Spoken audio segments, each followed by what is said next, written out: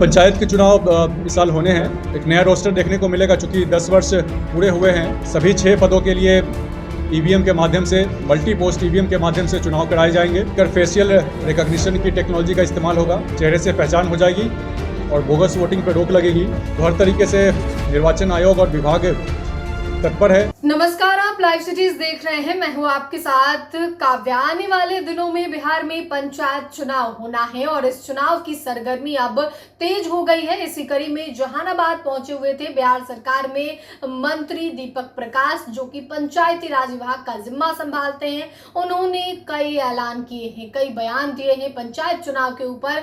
आपको बता दें तो एक तरफ जहां उन्होंने जनप्रतिनिधियों से सीधा संवाद किया है, तो वहीं पंचायत चुनाव कैसे पारदर्शी तरीके से हो, ईवीएम का इस्तेमाल होगा या नहीं, फेशियल रिकॉग्निशन होगा, ये तमाम चीजों पर दीपक प्रकाश ने बयान दिया है।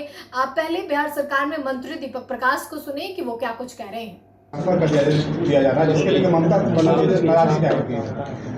जब एक बार चुनाव की घोषणा हो जाती है तो जो कुछ भी प्रक्रिया अपनाई जाती है किसी भी अधिकारी के ट्रांसफर के लिए, वो सारी प्रक्रिया अपना करके चुनाव आयोग काम कर रहा है। और सभी जो भी प्रक्रिया हो रही है, जो कुछ भी हो रहा है, सभी चीज़ें संविधान के हिसाब से हो रही है, कानून के हिसाब से हो रही है। सर, इसी साल जो है पंचायत चुनाव होने हैं, चर्चा है कि ईवीएम से जो है इस बार चुनाव करा जाए।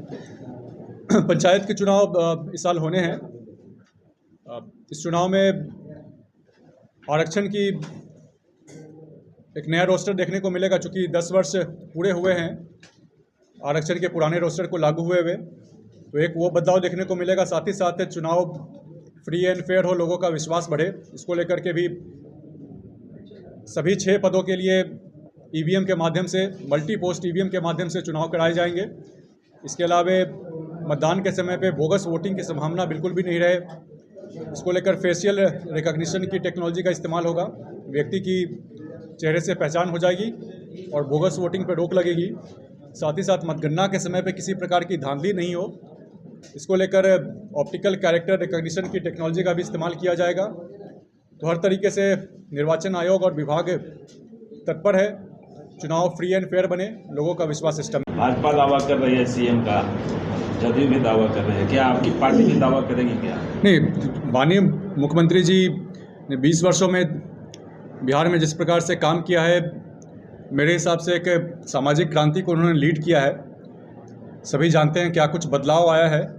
माननीय मुख्यमंत्री जी राज्यसभा में भी जाकर बिहार से जुड़े मुद्दों को उठाएंगे, बिहार के विकास में अपना योगदान देंगे और जो कुछ भी यहाँ नई सरकार बनेगी उसमें भी माननीय मुख्यमंत्री जी का मार्गदर्शन मिलता रहेगा।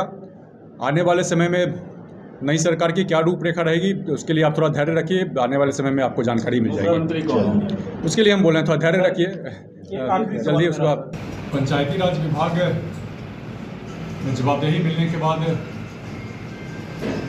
प्रथम अवसर है जब जहानाबाद जिला में मंत्री के रूप में मुझे आना हुआ है।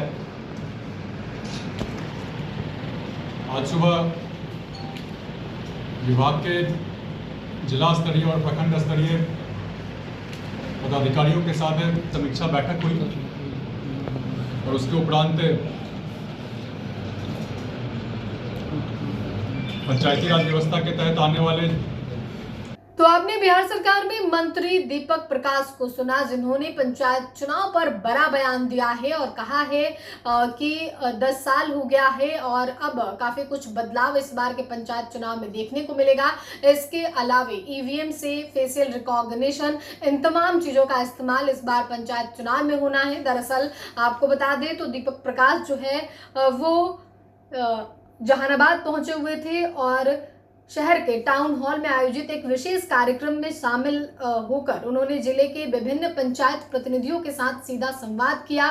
इस दौरान उन्होंने पंचायतों में चल रही विकास योजनाओं की प्रगति की समीक्षा की, जमीनी स्तर पर आने वाले समस्याओं को सुना। मंत्री ने प्रतिनिधियों को भरोसा दिलाया कि सरकार पंचायत स्तर पर पारदर्शिता और जवाबदेही सुनिश्चित करने के लिए प्रतिबद्ध है। तो आपने तस्वीरों में देखा है मंत्री दीपक प्रकाश जहानाबाद पहुंचे हुए थे, जहां पे उन्होंने कहा है कि पूरी पारदर्शिता के साथ पंचायत चुनाव जो है इस बार आयोजित होने वाला है।